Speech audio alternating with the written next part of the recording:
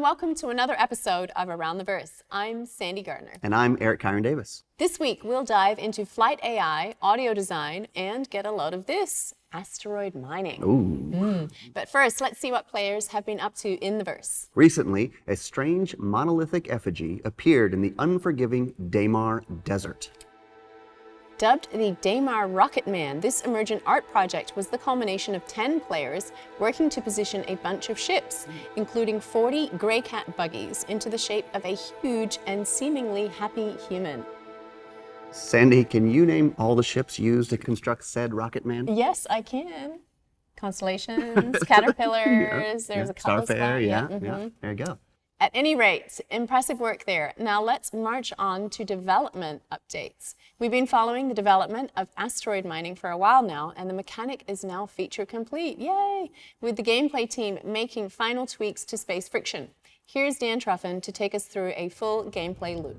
Hey, I'm Dan Truffin. I'm the lead system designer in the Frankfurt office, and I'm going to show you some of our work on the asteroid mining. Basically, it's an evolution of our planetary mining, and the next logical place to take it would have been space, so here it is. We're here in the asteroid belt around Yela. We're gonna find a rock and try to extract various important minerals from it. Generally, rocks are going to be a bit harder to find in space, at least usable rocks. They're going to be a lot further apart. Generally, we use new assets for this, but we also managed to reuse some of the existing rocks just with a nice texture. They went again through our mineable rock pipeline. They have a different texture, and on the inside of them, they also, when they break, they look different from the rocks on the planet. The mining process basically works very similar to how you guys are used to. You just aim the mining laser and try to keep the rock energy level where it needs to be in the optimum zone. You try to keep it in the green zone and not go in the red zone as I am right now. Going in the red zone is a lot more detrimental in space because once the rock explodes, the pieces will end up going in every direction.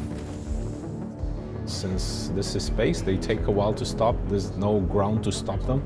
As you see, they'll be flying and flying and flying. So if you do a bad job, you really will have to run after every piece of rock.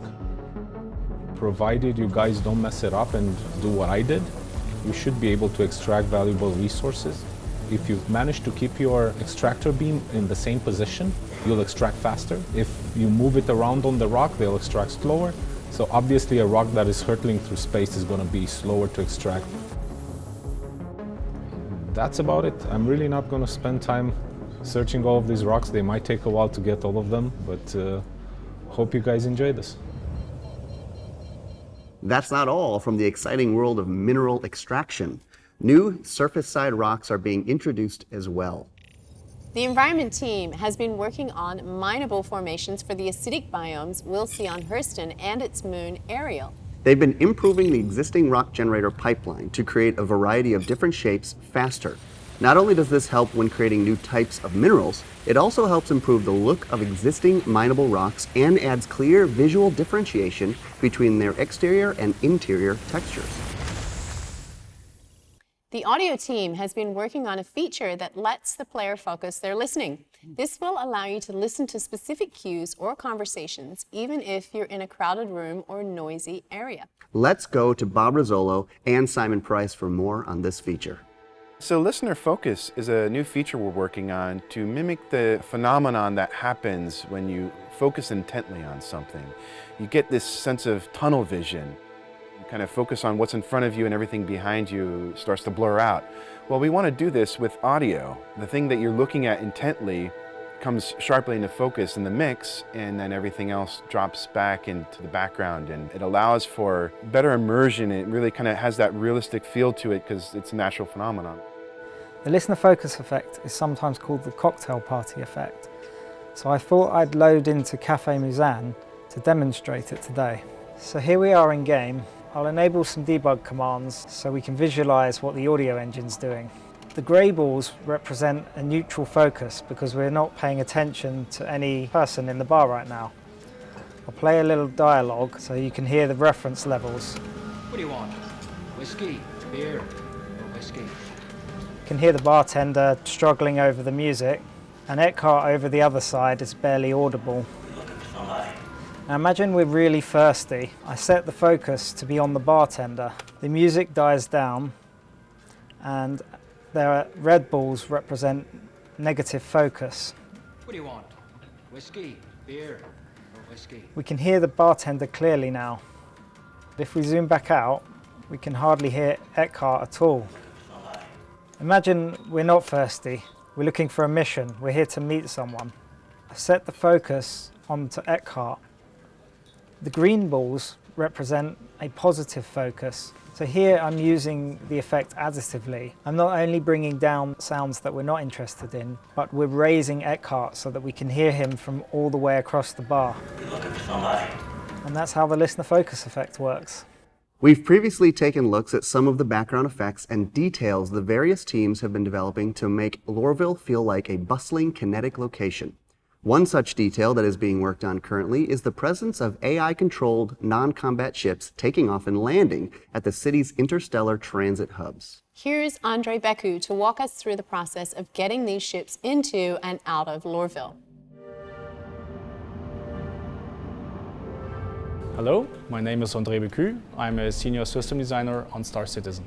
At the moment for 3.3, I am working on enabling civilian AI ships to appear over Lorville, then make their way down to the city, touch down, stick around for a bit, take off again, make their way back to orbit, and then quantum travel somewhere else.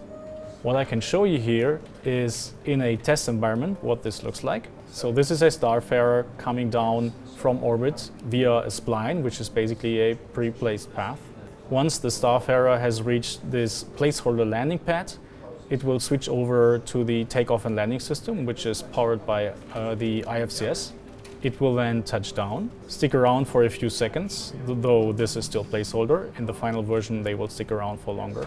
The IFCS lets it take off again, and then it switches back to the pre-placed spline, the path which will take it back to orbit. Launch sequence complete.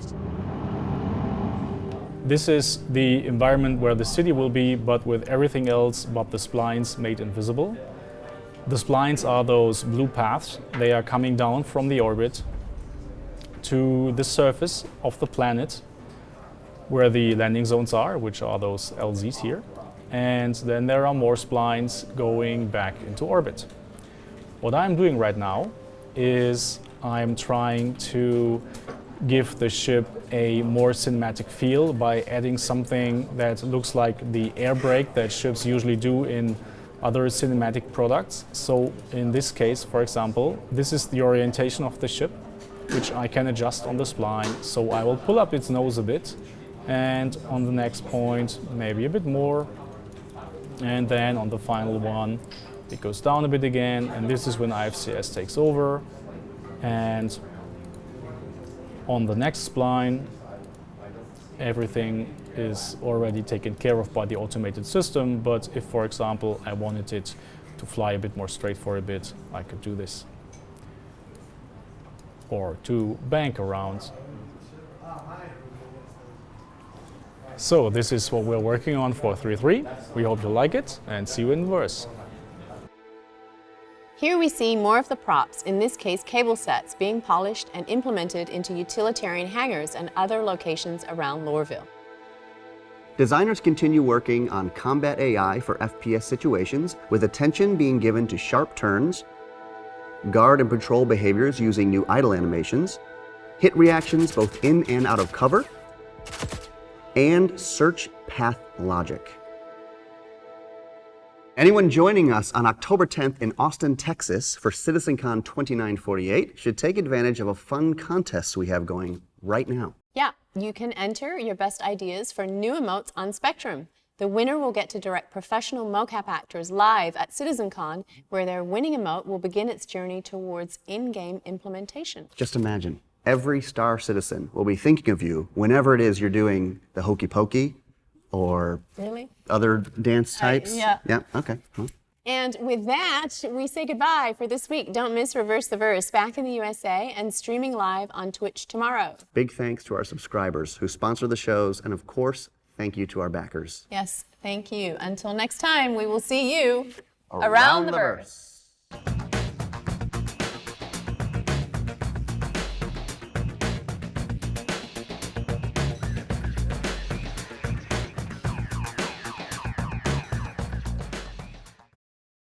Thanks for watching. For the latest and greatest in Star Citizen and Squadron 42, you can subscribe to our channel, or you can check out some of the other shows, and you can also head to our website at www.robertsspaceindustries.com. Thank you very much for watching.